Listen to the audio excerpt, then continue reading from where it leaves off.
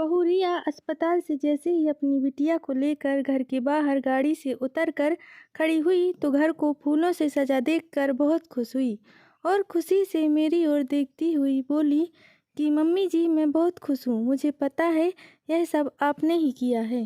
अरे पहली बार मेरी पोती घर में कदम रख रही है तो इतना स्वागत तो बनता ही है, कविता बोली और पोती को गोद में लेकर बहू रिया को उसके कमरे तक पहुँचा आई।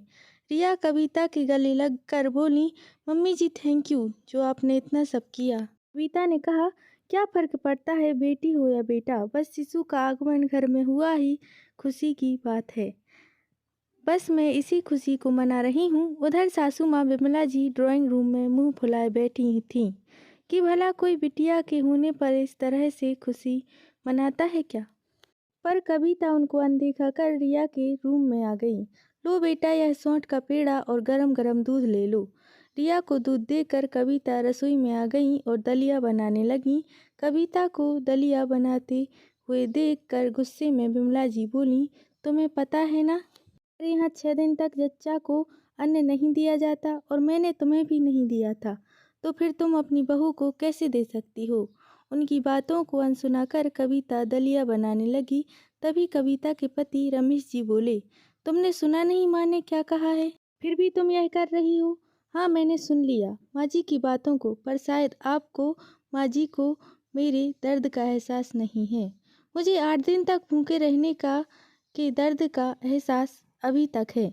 मुझे अच्छी तरह से याद है जब मेरी बिटिया होने वाली थी, अब 2 दिन तक मैं दर्द से तड़प रही थी और दर्द उल्टी के कारण मैं ना कुछ खा पा रही थी और ना कुछ पी पा रही थी।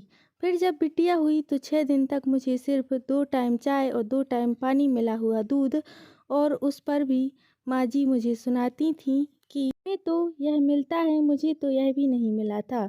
तो क्या माँ जी आप मुझसे बदला ले रही थी? कम से कम दूध ही ढंग से दे देती तो मेरा पेट भरता। आप बताएं, जब एक औरत माँ बनती है और उसका बच्चा उसका दूध पीना शुरू करता है तो उसे कितनी भूख लगती है। और आपको मेरा तड़पना मेरा रोना कुछ भी नहीं दिखाई दिया। मेरी माँ ने तो हॉस्पिटल में भी कहा था कि खाना ना सही ब्रेड और बिस्किट तो दे ही सकते हैं, पर पति महोदय आपने तुरंत मना कर दिया कि ब्रेड और बिस्किट में भी अन्न पड़ा होता है। मैं भूख से बिलबिला रही थी और अपने पेट को पकड़कर रोती थी। मुझसे भी बिल्कुल बर्दाश्त नहीं हो रही थी और मेरा तड़पना देखकर तो भी आप बोलती थी कि माँ बनी हो तो इतना तो भूख सहना आना ही चाहिए। क्यों क्यों आखिर क्यों इतना सहना। मैं माँ बनी थी, कोई गलती नहीं की थी। आपने भी तो उन परिस्थितियों को झेला है, आप भी उन परिस्थितियों से गुजरी होंगी, भूख से बिलबिलाई होंगी, फिर आपको मेरा दर्द क्यों नहीं दिखाई दिया।